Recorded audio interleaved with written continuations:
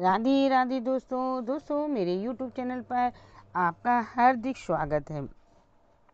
दोस्तों आज हम इस वीडियो में बताएंगे चैत्र मास शुक्ल पक्ष की कामदा एकादशी की कथा सुनाएंगे। दोस्तों मेरे YouTube चैनल पर आप नए हैं तो मेरे चैनल को सब्सक्राइब कीजिएगा। वीडियो अच्छी लगे तो लाइक शेयर कमेंट कीजिएगा। चलिए वीडियो को स्टार्ट करते हैं। सबसे पहले बताते हैं एकादशी के दिन आपको क्या करना है।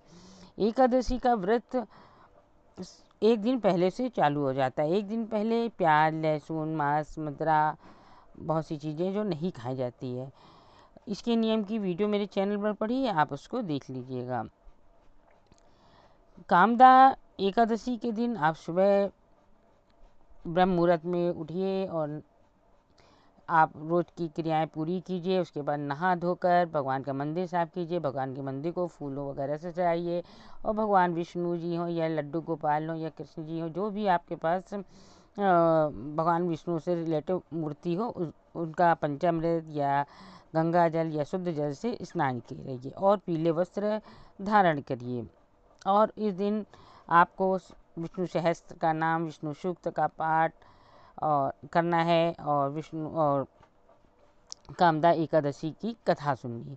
यदि आपके पास कामदा एकादशी कथा किताब नहीं है तो आप वीडियो खोलकर आप कथा को सुन सकते हैं। और इस दिन फलाहार का भोग लगाइए, फलाहार ही खाइए यदि आप व्रत रहते हैं। और इस दिन घर में चावल बिल्कुल भी इस दिन नहीं बनाने चाहिए। इस बात का बिल्कुल ध्यान रखें। आप व्रत रहते हैं या नहीं रहते हैं तो चावल इस दिन घर में नहीं बनने चाहिए। चलिए वीडियो को स्टार्ट करते हैं। बोलो भगवान विष्णु की जय। कामदा एकादशी। भगवान श्री कृष्ण के अति प्रिय सखा अर्जुन कहने लगे, हे मधुसूदन, मैं आपको कोटि कोटि नमस्कार करता हूँ।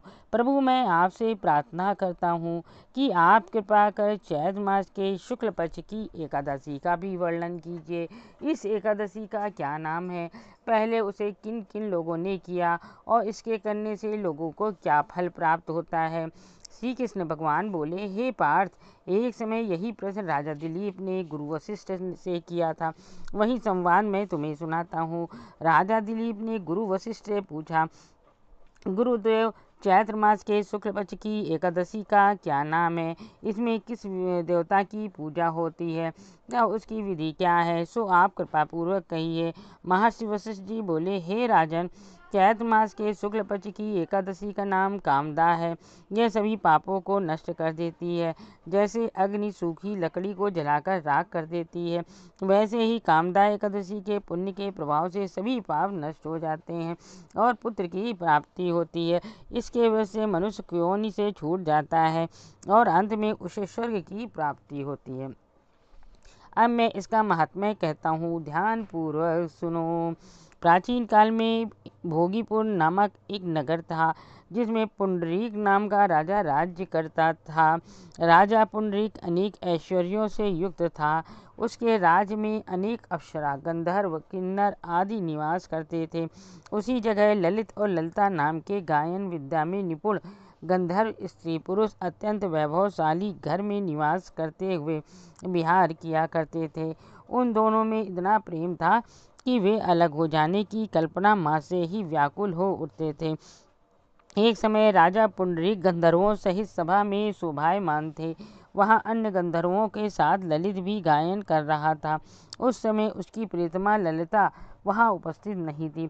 गाते गाते अचानक उसे उसका ख्याल आ गया, जिसके कारण वह अशुद्ध गाना गाने लगा। नागराज करकोटक ने राजा पुंडरीक से उसकी शिकायत की। इस पर राजा पुंडरीक को अत्यंत क्रोध आया और उन्होंने ललित को शाप दे दिया, अरे दुष्ट, तू मेरे सामने गाता हुआ भी अपनी स्त्री का स्मरण कर रहा है। इससे तू नरभक्षी राक्षस बनकर अपने कर्म का फल भोग। राजा पुंडरीक के शाप से ललित गंधर्व उसी समय एक विकराल राक्षस हो गया। उसका मुख भयानक हो गया, उसके नेत्र सूर्य चंद्र के समान प्रदीप्त होने लगे, मुंह से अग्नि निकलने लगी, उसकी नाक पर्वत की कंदरा के समान विशाल हो गई और गर्दन पहाड़ के समान दिखाई देने लगी। उसकी भुजाएं 2-2 योजन लंबी हो गईं। इस तरह उसका शरीर 8 योजन हो गया। इस प्रकार राक्षस हो जाने पर वह अनेक दुख भोगने लगा। जब ललिता को अपने प्रीतम ललित का ऐसा हाल मालूम हुआ तो वह बहुत दुखी हुई। वह अपने पति के उद्धार के लिए विचार करने लगी कि मैं कहाँ जाऊँ और क्या करूँ, कैसे अपने पति की इस नरकतुल्य कष्ट से छुटकारा दिलाऊँ। वह राक्षस घोर वनों में रहते हुए अनेक प्रकार के पाप करने लगा।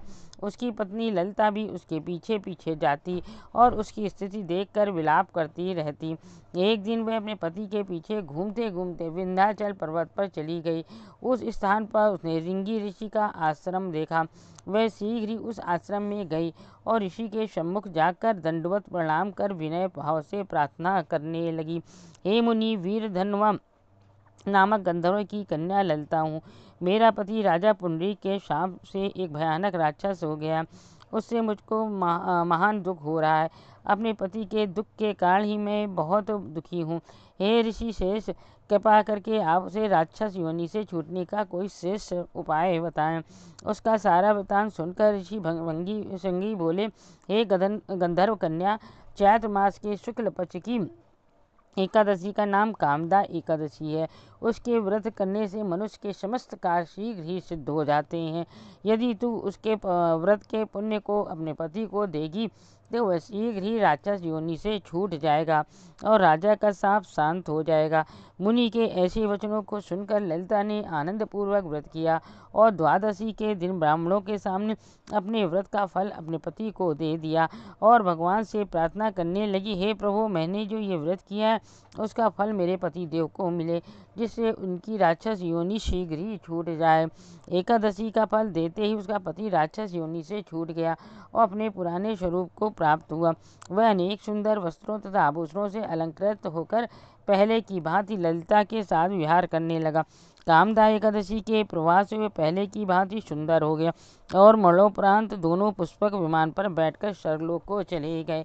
हे पार्थ, इस व्रत को विधि पूर्वक करने से समस्त पाप नष्ट हो जाते हैं। इसके व्रत से मनुष्य ब्रह्महत्या आदि के पाप और राक्षस आदि की योनि से छूट जाते हैं। संसार में इससे महान दूसरा कोई व्रत नहीं है। इसकी कथा व महात्म्य के श्रवण व पठन से अनंत फल प्राप्त होते हैं।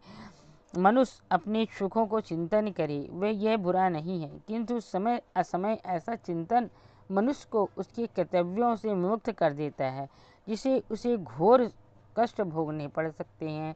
गंधर्व ललित ने भी राक्षस होकर घृणित कार्य किए और कष्ट भोगे, किंतु भगवान विष्णु की कृपाओं का कोई अंत नहीं है। वह मनुष्य को उनका मनचाहा फल देते हैं, किंतु जब मनुष्य स्वयं कर्म करे, उसका फल किसी दूसरे को अर्पण करे, तो उसका वह कर्म तप से भी अधिक प्रभावशाली होता है और पुण्य दान करने वाला देवतुल्य हो जाता है। ये थी कामदा एकादशी व्रत कथा।